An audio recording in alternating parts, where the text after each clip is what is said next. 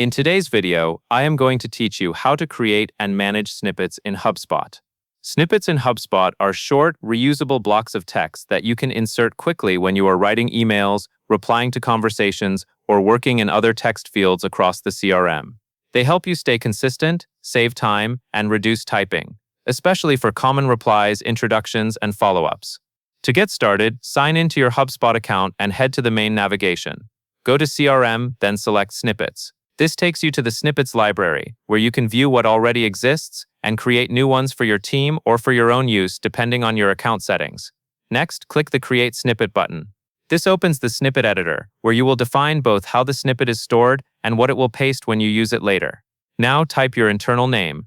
This is for organization inside HubSpot, so choose something clear and specific that you will recognize at a glance, like the purpose of the message or where it is used. Then in the snippet text field, enter the actual message you want HubSpot to insert. Keep this text clean and ready to send. You can include greetings, key details, and a strong closing line if it fits your workflow. After that, create a shortcut by typing a hashtag shortcut word or intro. This is what you will type later to trigger the snippet, so make it short, memorable, and unique.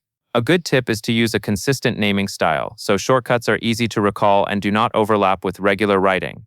If you want the snippet to automatically pull in contact or company details, click the personalization icon to insert a property. This lets you add dynamic fields such as a contact first name or a company name, so the snippet feels personal without extra effort. When you add personalization, make sure the sentence still reads naturally even if a value is missing, since that can happen with incomplete records. When everything looks correct, click Create Snippet in the bottom right to save it.